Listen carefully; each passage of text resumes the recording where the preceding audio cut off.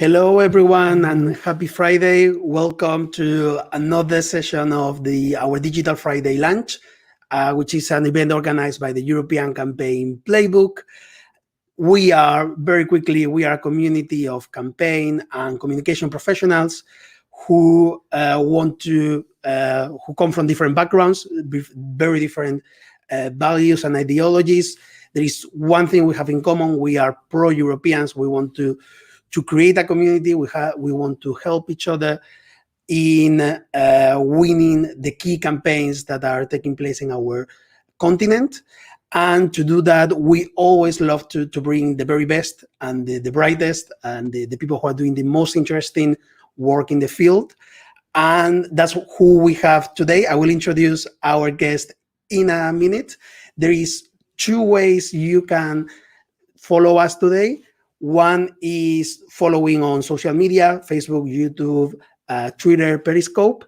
You can also join us on camera for the Q&A session that we will have at the very end, so that if you feel comfortable, you want to come on camera and ask a question to our guest today, you can do that. We will leave a link to a StreamYard on the comment section. You just need to click and you will be with us. So please come with us because it's very lonely here. Last but not least, I would love to hear from where you are listening us today, from which corner of Europe. And without further ado, I want to introduce you to the topic and the guest today. The topic is digital organizing in Europe. What's the current state? What's the future? And to talk about us, we have firstly Rebecca Yuska from GQR, which is a polling firm, global polling firm, and she's joining us from London. Am I right? That's right. Yes. Hello, Rebecca. I will bring Ned to the screen now, and then we can talk a little bit more about your background. But I don't want to keep Ned waiting. So Ned, there he is. He is the CEO of Tectonica Digital Campaign Solutions, and is a thought leader in the industry of digital organizing. He's been working in many countries. He's now based in Barcelona, sunny Barcelona, from where he's joining us today. Hey, Ned. How you doing? Thanks so much. Okay, so the plan for today is the following. We want to talk about the digital organizing report that you guys wrote. We want to talk about the digital organizing community that you are currently organizing and managing at this moment. And then the last part, we will allow for people to ask their questions on camera at the very end. So let's start with the first question that everyone who is watching us will have on their mind. The first question is digital organizing with a S or with a Z? Please, Rebecca, and please add anything that you want about it. This is a nightmare for SEO purposes, let me tell you too, because I mean, and it is very telling, you know, if you're like, we use the S, so you might notice by my accent, probably Rebecca as well, but I'm actually not originally from Europe. So my instinct says the Z. But we are here in Europe and have a huge European community and base here, so we go with the S, which I think I like. It sets us apart, actually, in when we're talking about organizing. But I've even seen some people in Europe still using the Z, so I don't know what that's about. Yes. Do you have any opinions on that, Rebecca? Yeah, I'm based out of London and work with British colleagues. So despite my origins using the Z, I have since learned to use the S very happily. I just can't get over this whole zero versus not thing. That's beyond me. I can't. Yeah. Okay, so now that we've taken this out of our chest, let's talk about the work that you've done. Let's talk about the report that I will introduce in a second. But now, more seriously, I think the key question before we jump into that is, what is digital organizing, and what is it for people who maybe it's the first time who comes across with it? I'm sure it will be very, very interesting for them. Please, Rebecca and Ned. This is like the €5 million question, right? And a big part of why we did the report. We were finding that the term digital organizing is used in a lot of different ways, as well as a lot of people don't really understand what it is, and probably even more concerning, what the value of it is, what its potential is, and what it could become. So we even found amongst folks that are working in the field that there was not a kind of a consensus or agreement on necessarily what digital organizing is. And so we set about to basically solve that problem first before launching into the reports, that we had a kind of central idea of what it was that we were evaluating. And then much of the report, it goes to that secondary part of it, which is, what is the value of it? Is there a potential in European setting for digital organizing in terms of politics? And specifically, the work that we do as progressives, so it's focused on, for progressives, is there a latent potential for digital organizing? How are people using it, and what is working well? So to the first question of what is digital organizing, very lucky that we were able to get a group of absolutely brilliant people in the industry, both people that are developing new technologies, as well as people that have been working in digital organizing for ages, as well as people that have been actually running digital organizing programs on the ground, both in Europe and elsewhere. And we had 33 people that we called together to say, well, we need to know a little bit about what is this thing we're talking about first before we can study it.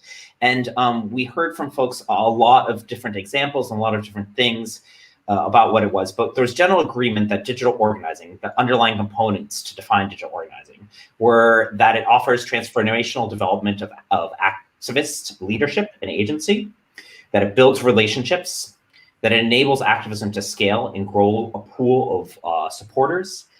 Obviously, it's enabled by technology, or it wouldn't be the digital part, and that it's oriented to achieve social change. We definitely also heard from folks that there's this key element to digital organizing that sets it apart from other areas of online work. That's about really the kind of horizontal organizing elements, the distributed, the local. And so we kind of delved a little bit deeper into that to come up with a framework to understand. We said, before we really go into this report, we need to understand the universe of potential political online actions that can be out there and understand that whole thing. And so we developed this framework that kind of started, and I'll make this a little bit bigger here. And hopefully this explains a little bit about kind of what we're thinking and what we consider organizing in this context. And we'll come back to this when we talk about the report findings. But basically, we tried to have a framework that would understand and be able to map the whole kind of universe of potential online actions for political purposes. And so the way that we, based upon the feedback that we got from people within this kind of first question, this first grouping of people, was that the way that we really need to understand and best map these was according to two different key components, one of which is the personalization of relationship that happens within a contact, and the other kind of axis or way to understand things, perhaps even more important, was the decentralization of decision-making that happens in these actions. And using this, we were able to develop this whole framework that kind of looks at 5 different areas of different types of online actions around politics. The first of these being broadcast communications and social media, which is really utilizing digital messaging tools for one-way communications, email systems, email blasts, social media announcements, websites that communicate information. And then kind of into this area of mobilizing, we have 2 things, kind of the more centralized one, which is recruitment and list building. That's, getting your petitions to grow your email lists or your phone lists or whatever that is. And then the second one out, which is really audience segmented or organization directed activism. So the idea behind this is that we're, an organization or a political party or a candidate is basically mobilizing their people by giving them marching orders. So it's, here's the thing that we're, that we need done. But at the same time, really, ideally, they're starting to develop deeper relationships with folks. So they'll start to, within this kind of segment email lists, call to action. And this is also where we see kind of this ladder of engagement, as they call it, where they try to get people more and more engaged and more deeply involved. But really, it's beyond that in terms of decentralization and personalization that we get into what we consider real organizing and real digital organizing. And that's the first one being kind of supporter-based organizing, where the central theme is really determined by the party or by the organization itself. But really, the people that are the supporters and the activists themselves are coming up with their own content, themselves are forming their own groups, starting to develop a bit of their own strategy for implementing things. And then the last one, which we see as kind of the most decentralized, which is fully decentralized organizing, is really where you have kind of the true grassroots approach, where you have distributed organizing happening with autonomous groups or autonomous individuals using methods where they are determining much more the topics that things need to be acted on, as well as in the best case scenario, really the organization or political party is accountable to those groups and not the other way around, so that they're really bringing the issues that are important to them in their local communities or within their issue-based groups, so that they're taking the lead in terms of that stuff. That's kind of our, well, not our quick answer to what that's the long answer to what digital organizing is. But in kind of looking at the stuff, there is no quick answer to it. A lot of what people sometimes call digital organizing is everything within this full umbrella. But what we really need to know is not so much fight over like what is actual digital organizing, but to understand what is working and what are people doing. And this framework, I think, is very helpful in that, in dividing up kind of communications, mobilizing, and organizing. And Rebecca, you helped Ned actually conduct a very thorough research in Europe, qualitative, quantitative, on this very same subject. So what's your answer, main takeaways after doing this work? Yeah, I think the really helpful thing about this framework is that it's a full spectrum of behaviors that can constitute digital organizing. It's not just one thing or the other. And what this survey has produced, I think, is a really helpful tool for self-evaluation. I mean, you can very easily just take this graphic of the 5-part framework and say, well, which of these am I doing more? Which am I doing less? If everything's concentrated on just the sort of broadcast communication side of the spectrum, it's a helpful indicator of the things you need to be doing more, so that a digital organizing practice is more distributed across every component of this scale. So I think, yeah, the really important takeaway is that digital organizing is not just one thing, it's a combination of all of those different things, which Ned has just very thoroughly and effectively outlined. And that what makes it powerful, right? It's such a complex and hybrid strategy that it's like all encompassing, right? It involves every single aspect of a campaign, which is why it's also very difficult to implement and to do it properly.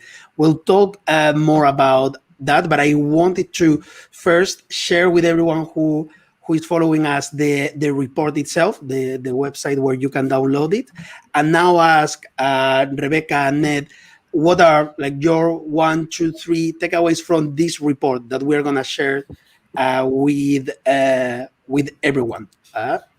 Key takeaways from the report on the state of digital organizing in Europe. Rebecca, you are there if you want to. Yep, I can start it off. I think I'd just like to start by saying how critical this research is during times like these. At our firm, the big ticket item recently was the US presidential election. And with COVID, we saw massive shift to online campaigning, which is of course the case in Europe as well. And with that, what we saw was massive disinformation efforts from the right in the US. And these are trends that are likely to come to Europe, or in some cases have already arrived. And as we'll see in these report findings, progressives really have significant ground to make up against the populist right when it comes to their digital organizing efforts, both in fighting that disinformation, but also in strengthening their own digital organizing campaigns. So what we saw in our survey results was that the right is very clearly winning online. 43% of people said that the right is running better digital campaigns compared to 33% who say that progressives are running better campaigns. Some of this has to do with what the right is putting online. So what we heard in our interviews is that simple, emotionally triggering messaging is easier to convey, to repeat, to multiply, especially on social media, and that gives a natural advantage to some of those right-wing movements. While progressive messaging has been to date more complex and therefore harder to convey online. So that is one of the gaps that needs to be made up. So it is that the right is doing good things, but there's also a lack of best practices among progressives, which becomes clear when we really look at the extent to which they're utilizing all of those components of the framework. And I think Ned will touch on that in a bit more detail. Indeed. And so Ned, the right is winning online, the far right is winning online. Who would have thought about that? But it is true. It is true. And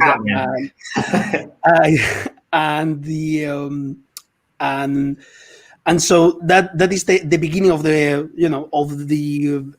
the concern.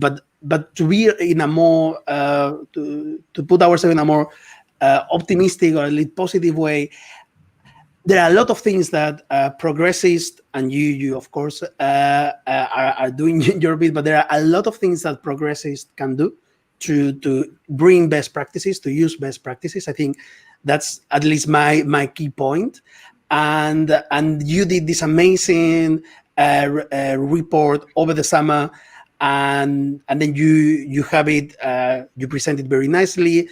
I want to give you a chance also to take us through it. What are the main takeaways of the report?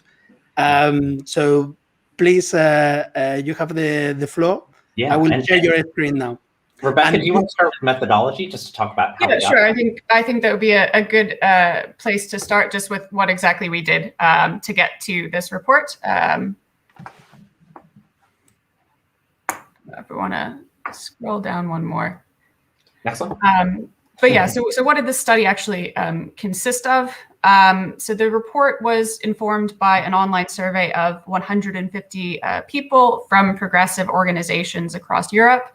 So these were civil society organizations, political parties, unions, all were ideologically on the center and the left, working towards economic, social, and/or environmental justice. So that's how we defined our participant pool.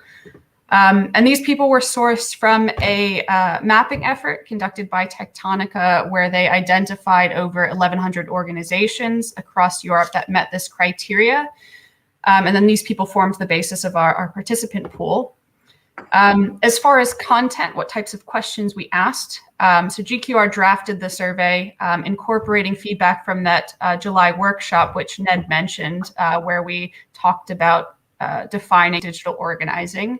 And we came away from that with a working definition. And then that workshop was followed by a series of in-depth interviews with experts, digital organizing practitioners, based on questions developed by GQR. And in these interviews, they reacted to those definitions that came out of the workshop, as well as different behaviors that may comprise digital organizing practices. And then their input informs the content and scope of the survey, as well as some of the behaviors that then got turned into that final framework, which Ned shared with you. One final point on methodology, just who took our survey. So 71% of the survey sample came from NGOs or the social sector, 15% were from political parties, and 8% were from unions. Just about half were from Western Europe, and about 20% from organizations who didn't have a single country focus. So this is what we are calling pan-European organizations. And from there, yeah, we got the report findings and everything we're discussing today.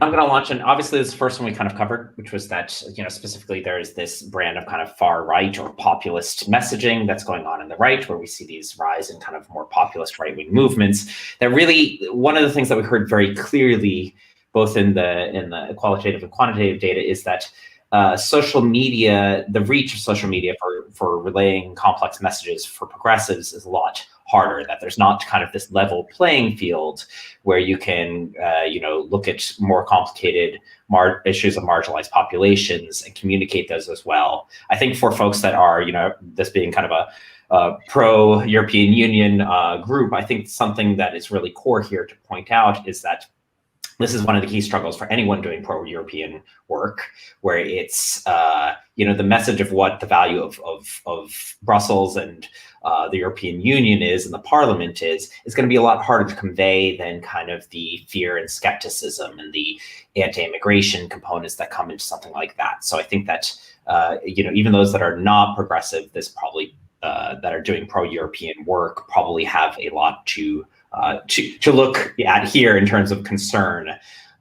This was the thing that was kind of the largest, most telling for us. So we structured we took that framework that I just discussed a few minutes ago, and we actually broke it down into actual kind of representative actions that people could be doing, the types of actions. And we mixed them up. We had GQR luckily to do this really well in a way that we mixed them up, and we dished them out to people to ask how much of these they're actually think should feature in a campaign to be successful, and then how much their organizations or political parties were actually doing in their campaigns. And the difference was just actually enormously shocking.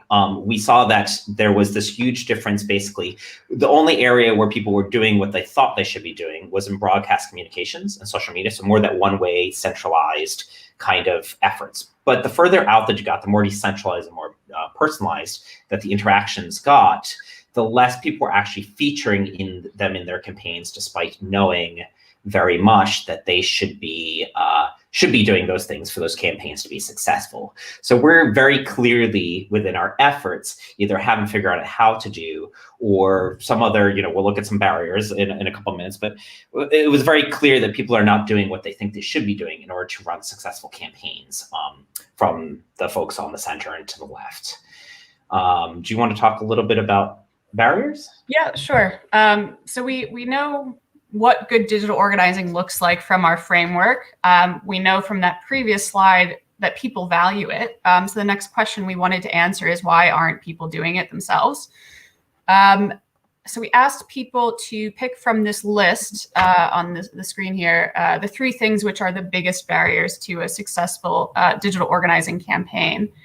The biggest surprise for me is that you'd expect funding and resources to be a biggest barrier. I mean, we're speaking to a lot of maybe smaller organizations that don't have huge budgets. But what I was quite surprised to find is that the biggest barrier was, in fact, low levels of education on digital organizing best practices. And that's what is at the top of that list. 39% of respondents cited that reason.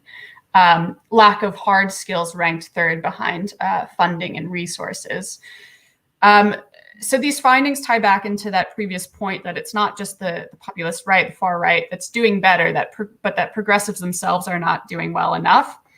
Any of the barriers that had to do with the right ranked further down on the list. So we had 15% who said right-wing and populist voices have more cut through online.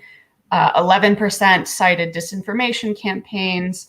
Only 9% said it's because digital tools are structured to favor fear and hate-based messaging. So those weren't the core barriers to people. It was lack of education. But why is this the case? So we also asked people where they're learning digital organizing best practices. And 13% said that they received no formal training at all. We also asked people to list examples of organizations who are excelling at digital organizing at the moment. And the most common answer that we got was either don't know or NA. So people really struggled to give examples of good digital organizing. So there's really a big vacuum where people are lacking the resources, the information for how to improve their digital organizing practices. And instead, what is circulating is this repetition of people who are doing mediocre digital organizing. I think this is a good plug for Ned's Digital Organizing Network, great forum for kind of sharing best practices, because that's clearly what's needed for the progressives to improve. I got a question. If I may, what's the cultural aspect of it? Because digital organizing was, I mean, the main theorists and the main practitioners are in the US. Is there? I mean, what's the cultural element here? Is it just doesn't fit political culture in Europe? What's your take on that? Yeah, so we heard this in our interviews, people describing that there's not so much of a culture of digital organizing in Europe. And also the fact that there are so many different languages spoken across the region and even within countries, it makes it a lot more difficult to produce content that will reach the people that they need to reach in the languages that they're speaking. So that's definitely a component here as well. What's your take, Ned? I mean, that's, definitely popped up as barriers. And there was, I think that there's probably a lot more formalized understanding what digital organizing is and its potential within the US. We've also seen they have more examples of seeing success in campaigns with digital organizing. And so definitely one of our impetuses for even going about this was the fact that as we're talking to a lot of campaigns within Europe, we're hearing a lot of like, is that digital organizing? Am I doing digital organizing? Is it worth it? So even just having kind of addressing that, like what it is and what its value is specifically within a European context was part of our goal here. And definitely we heard from folks that not having kind of a general culture of digital organizing was one of the major issues. Now, one of the things that kind of I found really fascinating in the work that we did that was kind of a surprise learning was, we see this difference as things are going out to as things are getting more decentralized, that there's this larger gap, right? So we thought we had this really huge UK response because there's a lot of NGOs in the UK. There's a lot of networks around kind of digital campaigning and things that are there. So we thought, oh, maybe they're doing a lot better like at this in the UK. We should check this out. And so we actually took a segment of the UK. And to our surprise, or at least to my surprise, it was actually the other way around. Actually, there was even a steeper curve and even less kind of decentralized organizing that was going on in the UK. And we kind of scratching our chest, go, oh, what's going on there? And what was really interesting, I think, in some of this, we saw the same trends that were going on depending upon organizational size and also budget. So it's not the case of like just larger budget organizations are doing better at digital organizing. In reality, in a lot of cases, what we theorize or what we think is that in a lot of these cases, you have like a small Hungarian organization, they are going to have to depend on decentralized means to be able to survive and to be able to have impact. So they're going to reach out to those local communities and ask people to step up. Where, a large NGO in the UK, for example, could pour a ton of money into a digital ad campaign that's very one way and very message based. And so, it's good for me to check my assumptions. But it's I think it's important to understand that it's not that there isn't digital organizing going on, but there's maybe a little bit less formalization of the things that people are calling it, or also a kind of a framework like the one that we use to understand what the values are in these different areas that can contribute to overall campaigning. And it's really important to say too that this is not about just going and just doing kind of decentralized organizing, but rather that having and we look at folks like Harry Hahn who have done research, kind of social research that shows a mix of these things and use depending upon your strategy is what's going to actually be most effective. We don't see a mix of these things in practice in European campaigns, and that's what specifically in the progressive side, and that's what concerns us, especially at a time when progressives are not really winning online. So we'll talk a little bit later maybe about some of the solutions and where we're going and trying to come up with some of these solutions to these barriers that are named. But underlying this, of course, is the objective to not just totally get just decentralized organizing, but to make sure that that there's a strategy and approaches and techniques that are going to actually work. What are the best examples that you found in Europe, and give us also examples in continental Europe, because I was a bit shocked, like even like continental Europe is doing better than the UK, and in these terms, I'm pretty sure there are a lot of untold stories out there. It's like the Americans, like the British, they they are really good at advertising what they do, and maybe there are a lot of positive and encouraging cases in Europe. Have you come across some of them? And of course, feel free to talk about direct experience working with some of these campaigns. Yeah, I mean, so we talked to in our interviews, like they're anonymous interviews, so I can't go into the details of those, but we talked to folks from all over Europe in different campaigns, and it was interesting to see different groups that were struggling versus folks that had tried things that have been successful. We did feature a few in the report itself, a few small case studies to show where success is happening. We looked at an organization in the Netherlands that had some degree of success, as well as some efforts in Hungary that had a degree of success, and some technology too that was really working to be able to do more kind of decentralized approach. And so those are really interesting case studies. But I think also, you know, there's different things that are out there. I think one of the great things that we need to do is fairly clear is we don't have enough information sharing about the campaigns that are succeeding versus not succeeding. And one of those things that we notice is, and we're trying to kind of solve this with our Tectonica Organizing Network, which is to create more community and more sharing, more information sharing. We started in January actually with an effort to try to talk about failure, and I actually tried to gather case studies on what has failed, so we learn from each other's failures. But people are really afraid to share their campaign failures also for understandable reasons. Like, we're trying to show power to win power. So it's, you know, and also, you know, there's a lot of stuff involved in showing off failings publicly. But what's really interesting is that there's not the level of kind of connection and trust to be able to have a good list of like what is working, what is going on. I think a lot of the cases where we've seen really big impact or big wins kind of on the progressive side in the last few years, of which there's not that many. I mean, we've seen, we very clearly heard from people that they didn't know any campaigns that were inspiring them. Like, most people actually didn't have, you know, their biggest answer was they don't know what campaigns are inspiring.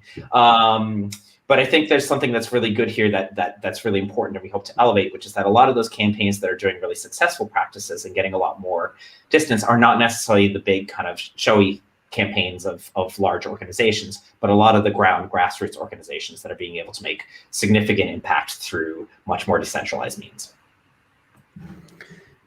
Rebecca? Yeah, I think Ned covered some key case studies very well. I'm just returning to that question of who's doing good digital organizing. And after the don't knows and non-applicables, Black Lives Matter came up quite a lot as, I think, a good example of decentralized organizing, where people are sort of, co-opting the narrative and making it their own and distributing power that way that is so effective and so successful, and kind of demonstrating the value of straying away from that top-down organizing model to very horizontal and having really huge impact globally even.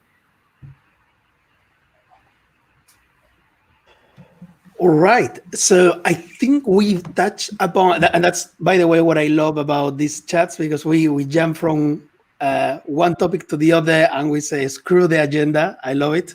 I think we touch upon the main points that I wanted to bring. Perhaps I want to give Ned a chance to really explain what the Tectonica organizing community is about, how you can get involved. I am involved. There is a Slack channel. It's quite active. It's always something going on. I think there's a webinar coming up soon. So if you can touch on that, so that people who are following us have the opportunity to join, then that would be great. And then we move to the Q&A, and I will bring 2 members who are waiting for the opportunity to ask you questions. Ned. Cool, and I'm gonna pop in the link here. I don't know if that went private or public there, but popping in a link to the Tectonica Organizing Network, which is basically the Tectonica is a mission-based business. So our goal is really to help support and empower progressives through innovations to promote social, economic, and environmental justice.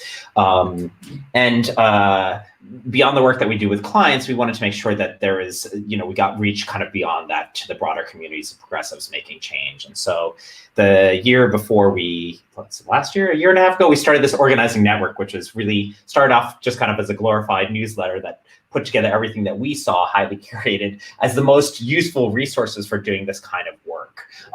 Just recently, we've actually moved it to being a full community. That's like a Slack environment that you can join as well, and where people are starting to share and have discussions around, how to do this work, specific things, sharing their campaigns that they are doing with one another, so that we have a little bit of more networking connection.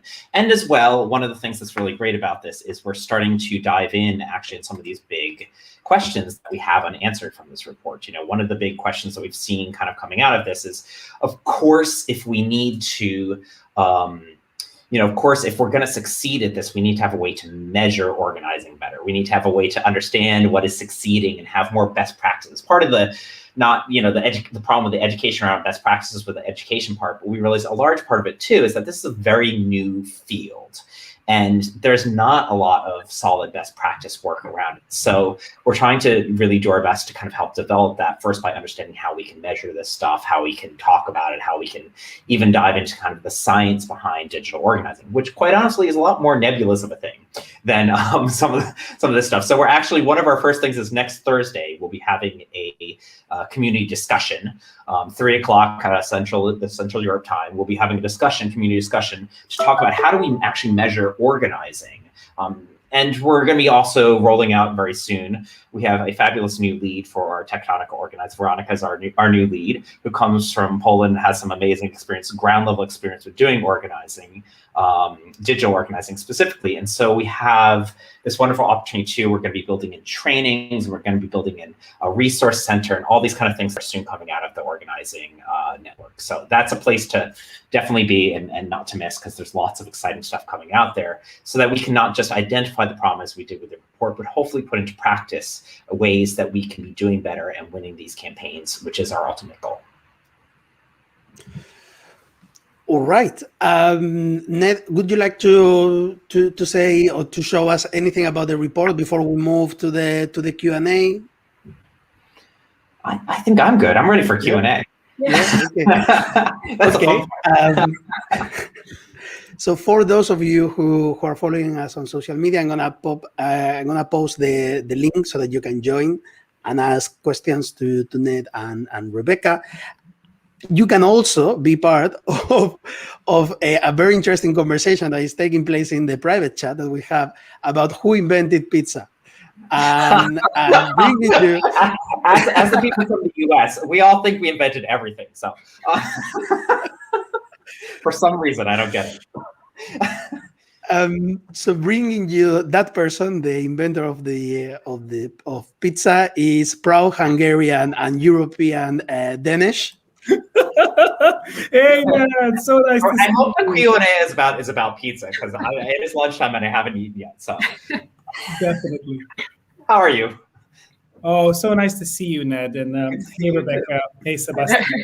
And may I just say for our viewers that whatever you're doing, whether you're on the conservative or progressive or even the traditionalist side of politics, you have to pay attention to what Tectonica is doing and what Ned is doing. So it's so nice to see you, Ned. And right off the bat, may I ask a question, Ned? You mentioned a Hungarian case study. And as Sebastian said, I'm from Hungary. So if we could just do a deep dive, I would be very curious to think, what was the main takeaway from that Hungarian case study? Could you give one actionable recommendation to campaigners who are watching right now, who are working on the 2022 Hungarian parliamentary elections?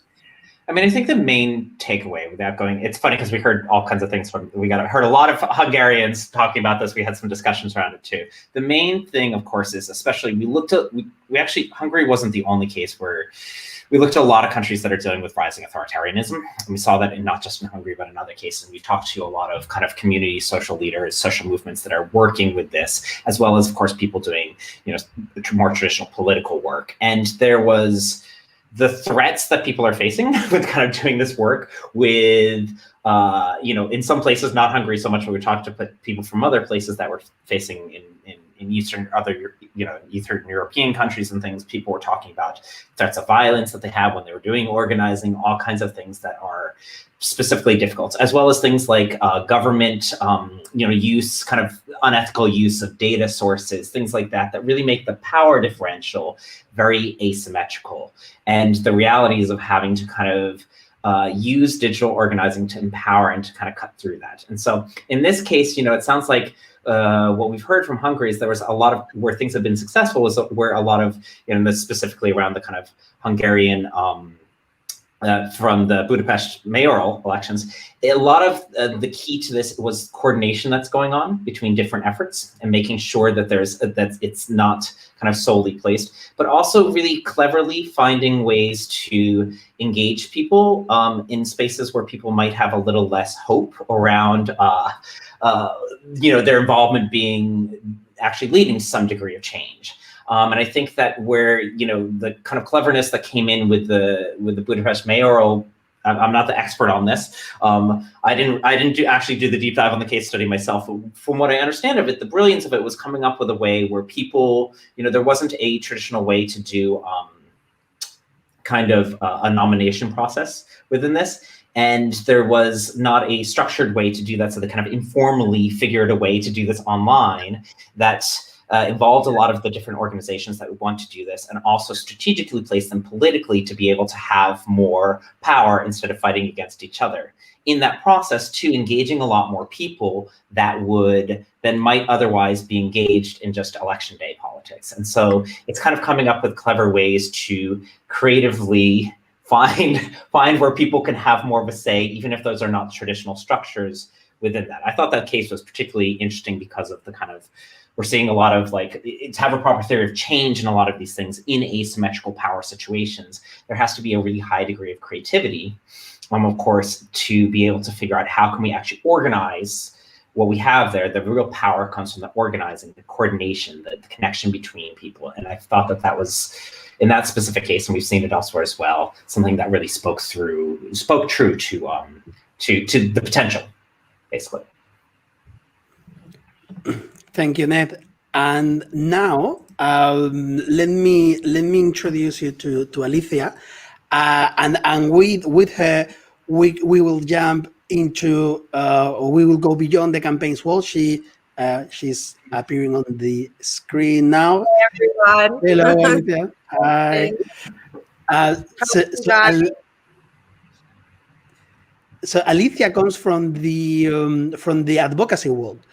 And we've been talking about campaigns, political campaigns, and that's super important. But there is also a huge advocacy industry that needs to catch up with these strategies, with these techniques.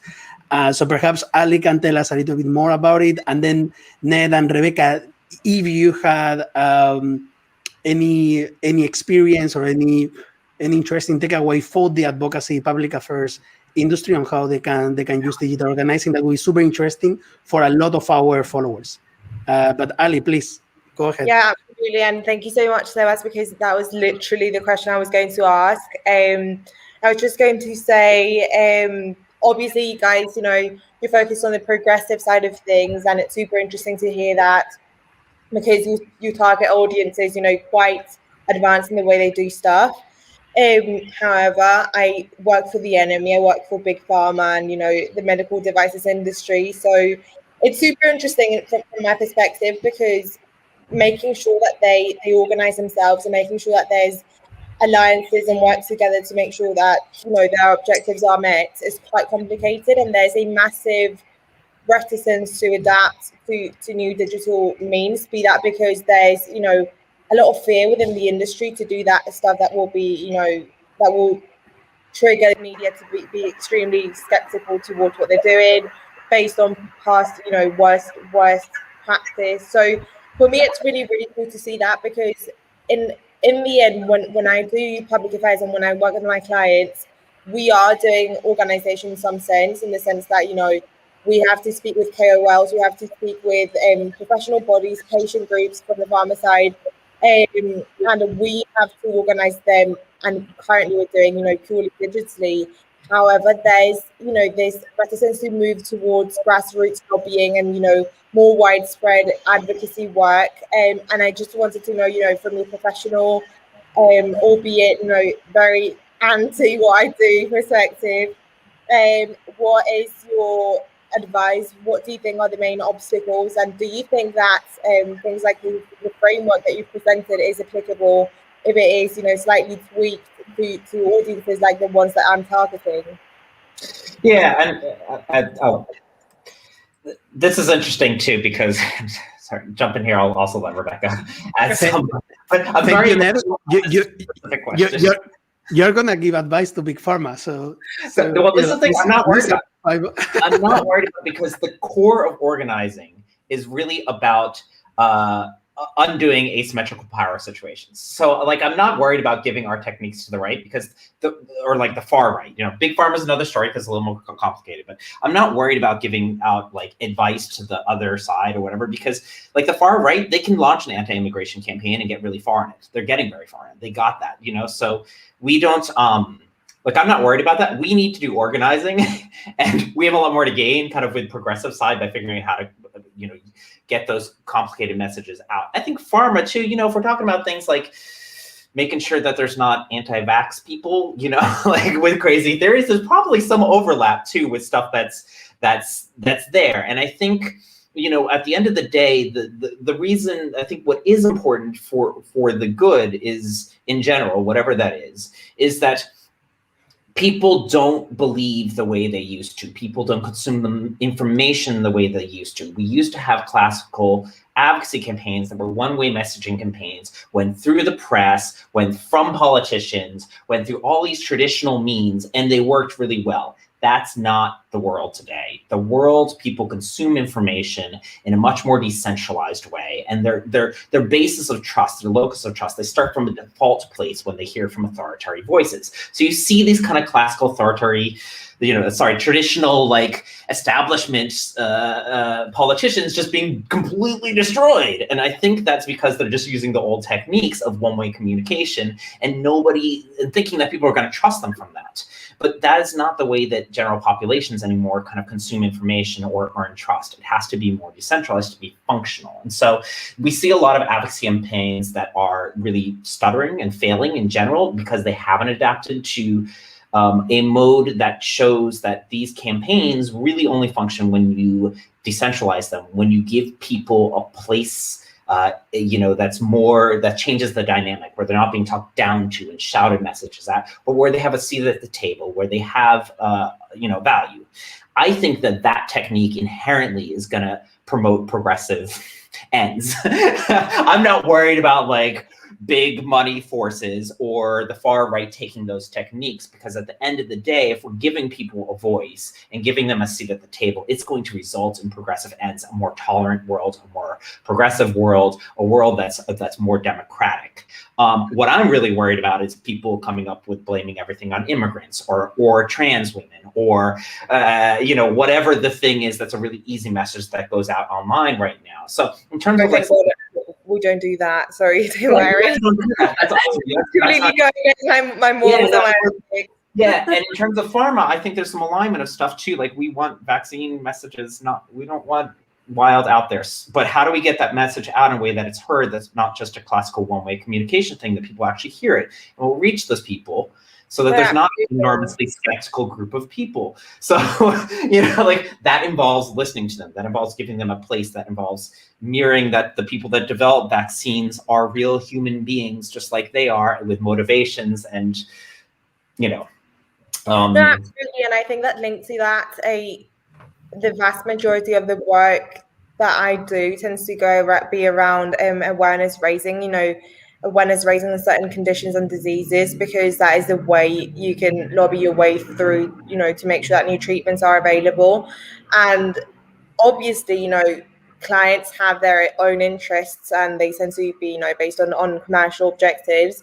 But it also brings together a lot of stakeholders that don't have those same interests and have, shared interest in the sense that they want to raise awareness on certain things, but they don't care about new treatments that will benefit big pharma. They care about those treatments getting to certain populations. So 100% there's a progressive side. It's just that I feel that there is a lot of fear from organizations like, big companies, big biotechnology companies or pharmaceutical companies who are so reticent to implement, digital ways to reach people, because there's this not only because of the regulatory hurdles, but also because of the internal workings and how it's so conservative, and those organizations are terrified of going beyond the ways that they've always worked. And it's really, really interesting because in loads of occasions we'll go to clients and say, look, we think you should mobilize not only patient groups, but also patients per se who are not part of, patient advocacy groups through social media. And they say, well, great, but then all the messages have to go through a very clear compliance process. And that just goes against, the nature of social media. It's way easier to control the press release than it is to control Exactly. and that's kind of the beauty of decentralized methods, which is that you actually do have to release a degree of control. And I think the outcomes from that almost inherently, at least over time, maybe not in each instance, but over time, are going to be positive, are going to be much more democratic, are going to be much more representative, are going to be, if we can change the way that we do politics, we're going to have better political outcomes in general. And that's the mission of Tectonica. Like, we seek a seismic shift in the way that we do politics. The innovations themselves are going to lead to a much more progressive world, we believe. Speaking of giving advice to the enemy and to, trying to learn from one another, I know that Michel Petitjean is watching us. Who's from the EPP group, working for the conservatives, so not the progressives. And he's wondering if you could give one recommendation on how to, well, let's not say progress, but improve the EPP group's communication, which is highly centralized. What would you say to them, Ned?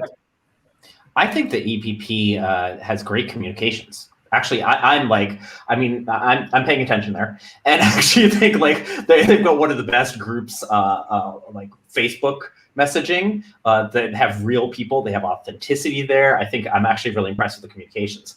But what we're talking about here is not communications. What we're talking about here is moving beyond communications. And so, I had to take a closer look. I don't know that much about the EPP's organizing efforts. And again, not going to, I'm not scared to give tips out to other folks, because I think this inherently, the work is progressive and moves progressive. But our goal here is not to increase communications, but really to make sure that we're doing politics in a different way. And so digital organizing is not a subset of communications, it's an extension beyond it. It's a different dynamic that you're engaging people with. And so I don't actually know enough about the EPP's organizing efforts to really give comments specifically on it.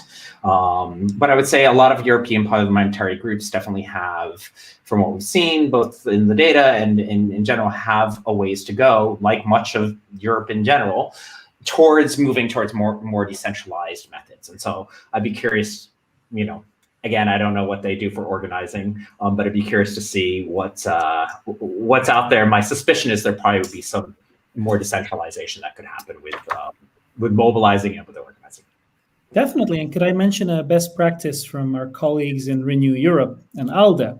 What they've done, I think, is amazing, which is that they have allowed for individual memberships at ALDE, which means that they're able to give, personal memberships to their followers. And then they feel involved as stakeholders in how ALDE is doing. Now, the EPP has not done that. So, the EPP relies on member parties, and the member parties mobilizing their own assets, their resources, their volunteers, right? So, for example, Michel, since you're watching this, convince the EPP to have individual memberships, please. I think that's a good way to recruit a large number of people that you can involve in a decentralized campaign. I want to see just if Rebecca has any comments there.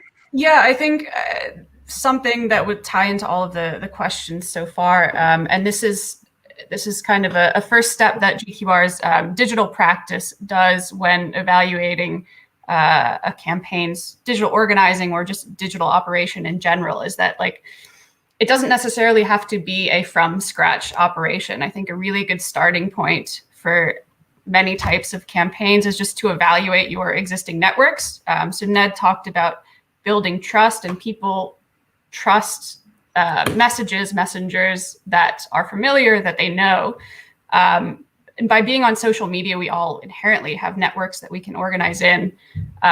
So what our digital practice does is it asks a campaign and their digital team, well, where are you from? What schools did you go to? I don't know, what maybe church you are a member of. And if the entire campaign team is from London or from Barcelona, and your voters or your people whose views you are trying to shift are all from other places, that needs to be fixed. You're not engaging with people where they are. You're not going to have the same level of trust that you might gain if your team existed in the same space as the people you're trying to reach. So I think it's a really important starting point just to take stock of the networks that you already possess within your team and see how you can optimize those. Yeah, along with that, one of the things, there was a lot of kind of information that came into us about European institutional structures. And there is a little bit of cultural difference in institutional structures between the US and Europe and elsewhere too. And there was this kind of like love-hate with the kind of rigidness of European structures, which is the European structures have, I mean, it's kept populism at bay since World War II, basically, in a lot of successful ways. And also is so rigid that there's this risk of it kind of breaking because it doesn't reach beyond Brussels in many of the ways that it should to actually touch people's everyday lives. And so there's this kind of interesting interplay between like, how do we readjust that? And this is something we work with every day with a lot of our European clients. How do we readjust that to effectively go out and touch into the lives of people that are often quite far from Brussels, both in the very literal sense and kind of the more cultural, metaphorical sense. Yeah. And that's, I mean, that's, to be honest, is what we are trying to do with this community. We are working in the bubble. At least the ones that I know of and who are joining us today haven't been here for a long time, so we are still fresh. We haven't been absorbed by the bubble, and it is true that you see certain things that, I mean, it would be unthinkable. And I think one of the reasons is that there is no European sphere. No, people call it a sphere, but I don't think there is a European conversation. So it's very difficult. And myself working at the parliament, when we try to grapple with these problems and talk to MEPs, it's so much focus on member states and conversation at member state level that it's very difficult to bring that up to a European level. And one of the ways we can do that is by breaking those networks and creating new networks from the bottom up. And so try to have more conversations and pushing our campaigns for more strategies to start those conversations. And when there is a conversation, then the Europe will have something to say.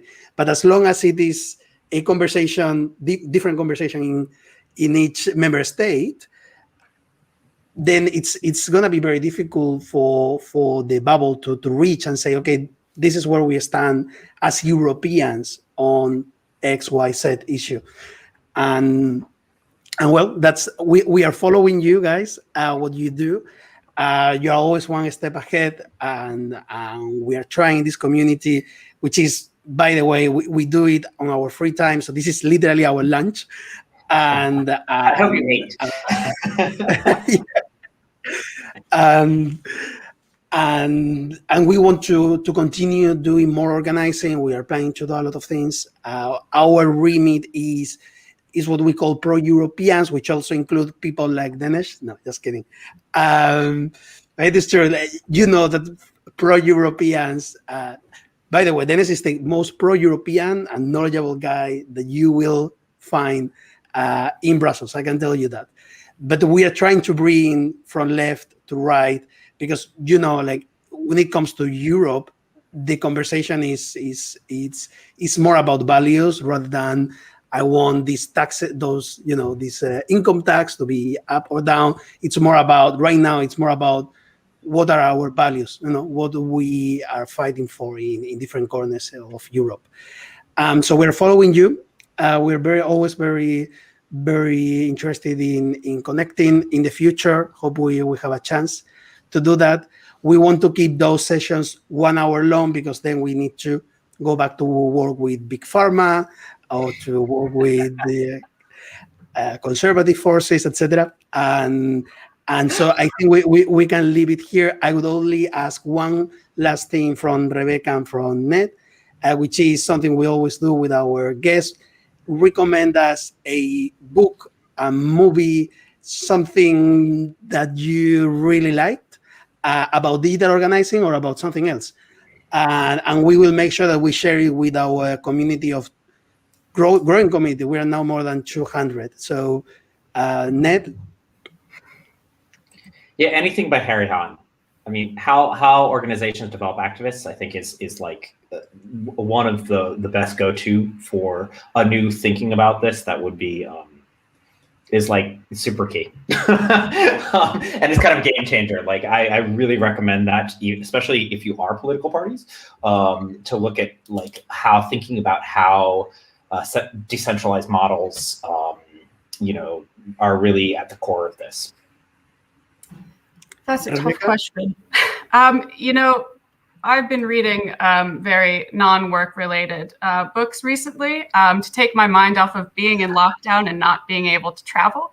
So I'm currently reading a book called Dirt by Bill Buford, who is a writer turned chef who moved to the south of France to learn French cooking. And it is a lovely distraction from the fact that I am stuck in my London flat for the foreseeable future.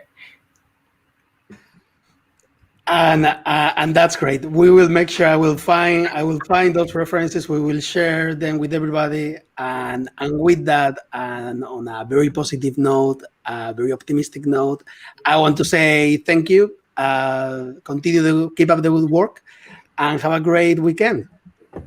Great. Thank you, guys. Thank you very much. Be good.